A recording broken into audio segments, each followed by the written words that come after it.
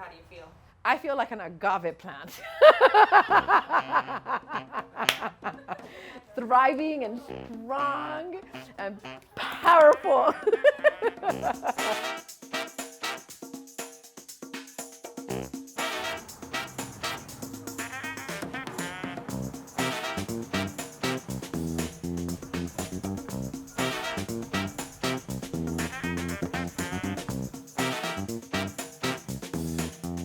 Tamaladas are not little. They're usually big.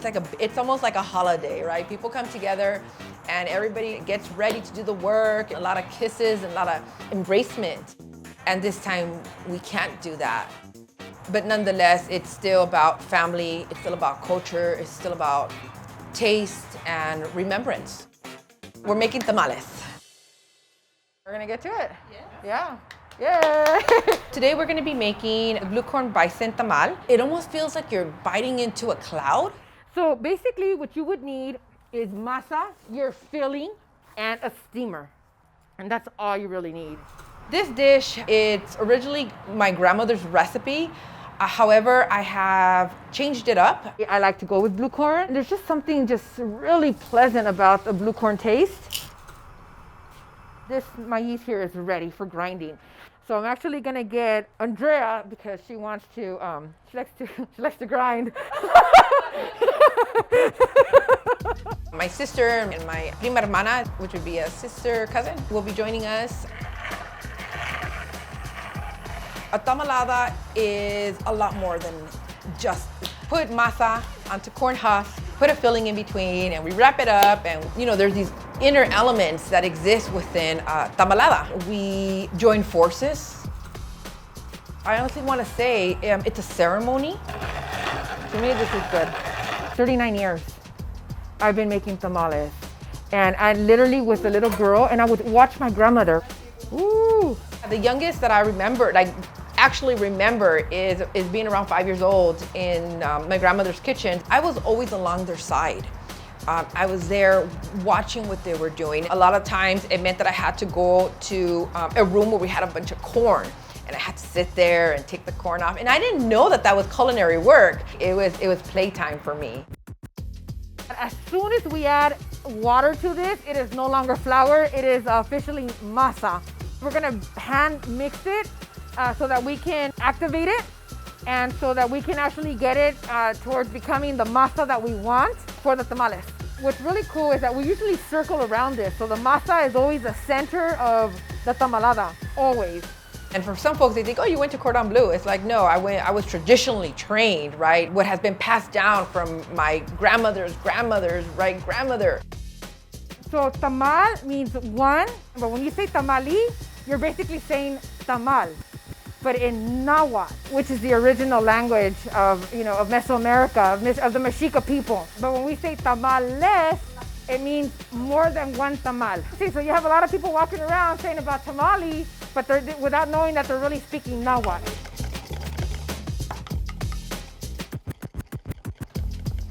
It's almost 10,000 years old, the tamal. So this has been an ongoing, evolved process. The idea came from, why don't we wrap up our masa to preserve it for journeys? And so a lot of warriors, a lot of messengers, this is what they were fed.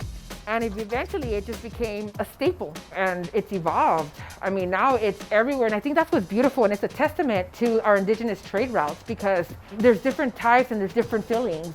Fillings that I never even thought about putting in, like avocado. I never thought about making that. Ooh, this is good masa. Let's try that. Here is our beautiful bison chuck roast without any bone. Y lo pones aquí.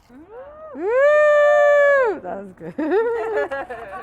A lot of folks have never even had bison or you've never even thought about using bison in their tamales.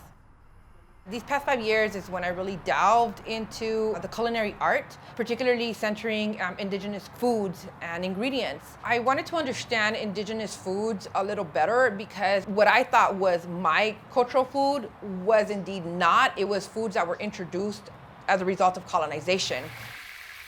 I thought to myself, I need to work on decolonizing my taste buds. Coming into the native food movement, bison is like the choice. The rabbit, the deer, the quail, the bison are native. I got comfortable with the idea of how can I reclaim the tamal in a way that's gonna honor my new knowledge, my new relationships, the bison and the corn. It just made sense that part of my processes of decolonizing the tamal was to invite the bison. I'm gonna make my offering to the bison. And you should see how beautiful this looks. And that's it. Boom. Okay. Look at that. Amazing. And it is work. It is work to make tamales, but I just enjoy it. And it's almost like you gotta put in the work to eat, because it kind of shows your commitment to the family. And if you don't show up, they're like, where were you? How come you weren't at the tamalada? You know, and it's like, you have to explain yourself. It's just powerful because, you know, we fold the tamales and we steam them and we give them their time and you know, let them do what they have to do. But there's pleasure once it's finished, because we sit together and we get to open. So it's a gift. So we, open up that gift, right? And there's a reward. You have a tamal. And for some people, this is like the only food they're gonna eat during the holidays. And so we make a lot usually, and it's what keeps us fed for about a month.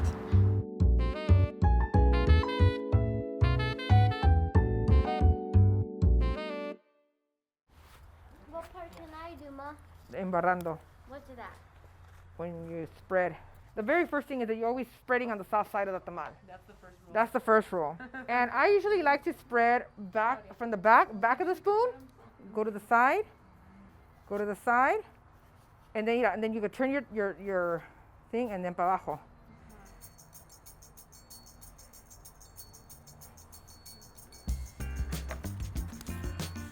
Usually we'll be taking at least a few tequila or mezcal shots.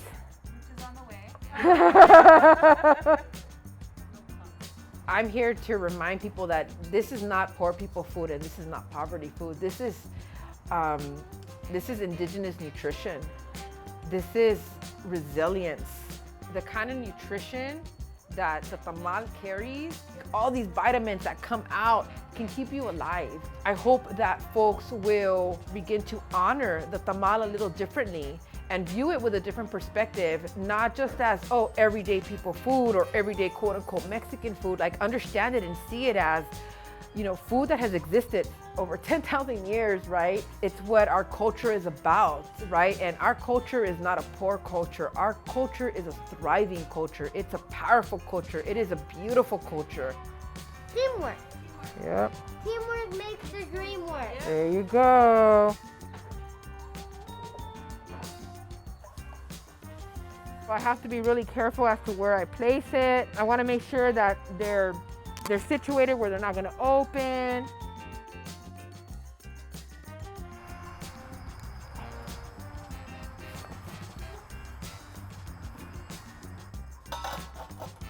And then we do cleanup. That's how that works.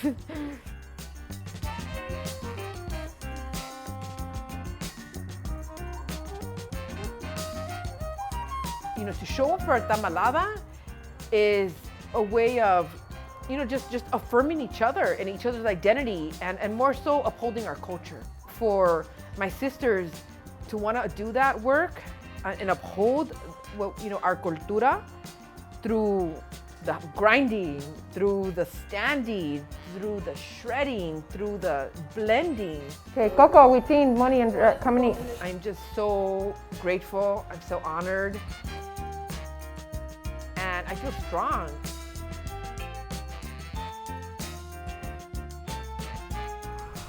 It's perfect. I'm looking forward to next year's tamalada, where the rest of our family can join us. Our elders can join us. My parents can join us. And we can all convivir. And convivir is when we all live together and thrive together and celebrate our continual existence as a family, as a culture, to be able to continue this 10,000-year-old tradition in my little home speaks volumes.